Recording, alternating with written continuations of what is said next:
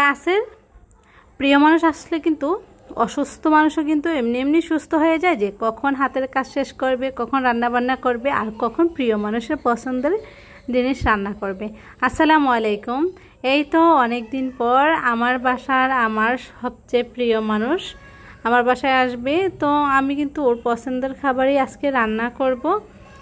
আসলে প্রিয় মানুষ বলতে এই পৃথিবীতে সবচেয়ে মধুর সম্পর্ক হচ্ছে ভাই বোনের সম্পর্ক, কারণ যেখানে আছে খুনসুটি ঝগড়াঝাটি, আবার তার এই ঝগড়াঝাটির মধ্যে কিন্তু মধুর একটা সম্পর্ক। কারণ আমার মনে হয় না যে এর চেয়ে আরও মধুর কোনো সম্পর্ক আছে, কারণ যেখানে খুনসুটি বেশি সেখানে কিন্তু ভালোবাসাও বেশি। তো আমার ভাই আসবে আমার মেয়েকে নিয়ে যাওয়ার জন্য, কারণ আমার মেয়ে বলতেছে যে আম্মু স্কুল বন্ধ হয়ে গেছে, তবে আমরা মামার বাড়িতে এবার ঈদ করব। তো দুই মেয়ে যাওয়ার ইচ্ছা ছিল, কিন্তু আমার এক মেয়ে যেতে পারে নাই, বড় মেয়ে, কারণ আমার ছেলেটা আবার ও আপুদেরকে ছাড়া একদমই থাকতে পারে না, কান্নাকাটি করে, তো তার জন্য বড় মেয়ে আর যাওয়া হলো না।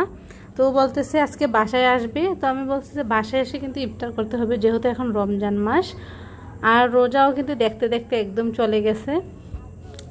তো আজকে ওর জন্য আমি হালিম রান্না করব, আর এই হালিমটা কিন্তু আমার বাসার সবাই পছন্দ করে এবং কি আমার ভাইয়েরও খুব পছন্দ, আর ও আমার ছোট, কারণ আসলে ভাই বোন যদি বাসায় আসে না এমনি এমনি কিন্তু অনেক ভালো লাগে। আর যখন অসুস্থ শরীর থাকে তখনও কিন্তু কাজ করতে কোনো ক্লান্ত লাগে না, মনে হয় যে কখন রান্না করবে, আর বেশি বেশি করে রান্না করতে ইচ্ছে করে। তো আজকে আমি শুধু আপনাদের সাথে হালিমটাই শেয়ার করব, কারণ বাইরে যেহেতু আসবে, শুধু হালিম না আর অন্য কিছু কিন্তু রান্না করছি। তো এই তো আমি গরুর মাংসটাকে সুন্দর করে রান্না করে নিতেছি। আর আমরা কিন্তু হালিমের মাংসটা যত নরম হয় ততই ভালো লাগে, আর ওর বাবা নরম না হলে একদমই খেতে পারে না, তবে আমার কাছে তেমন নরমটা ভালো লাগে না, একটু সামান্য শক্ত থাকলে এটা ভালো লাগে।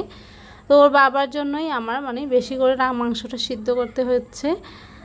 আর শুধু আমার না, আমার ভাইয়ের আমার মতনই সেম পছন্দ, কারণ গরুর মাংস কিন্তু একটু শক্ত থাকলেই ভালো লাগে খেতে। তো কি আর করা, যেহেতু ওদের বাবা খেতে পারে না, তো নরম তো করতেই হবে। আর আমি কিন্তু হালিমটা আগেই গরম পানি দিয়ে ভিজিয়ে রাখছি, কারণ এটা ভিজিয়ে রাখলে কিন্তু রান্না করতে সময় নেয় না, আর ভিজিয়ে রাখলে ভালো। আর সবাই কিন্তু রান্না করার আগে এটা ভিজিয়ে রাখে, যেহেতু এটা ডাল, তো ডালটা ভিজিয়ে রাখলেই ভালো।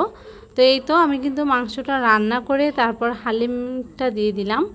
আর এখানে কিন্তু আমি মাংসের মধ্যে হালিমের যে মশলাটা থাকে অর্ধেকটা মশলা আমি মাংসের মধ্যে দিয়ে দিছি, আর বাকি অর্ধেকটা আমি রেখে দিছি, এটা রান্না করার পর হালিমে দিয়ে দিব। আর এই তো আমি কিন্তু হালিমটা দেওয়ার পর এটা কিন্তু অনবরত নাড়তে হবে, না হয় নিচে এটা দলা পেকে যাবে। আর ডালটা কিন্তু যেহেতু এটা ঘন, এটা এই জন্য বারবার রান্না করতে হয়। আর এই যে আমি কিন্তু হালিম মিক্সটা দিয়ে দিলাম। এখন এটাকে একদম মিডিয়াম আঁচে রান্না করব, হাই হিটে না।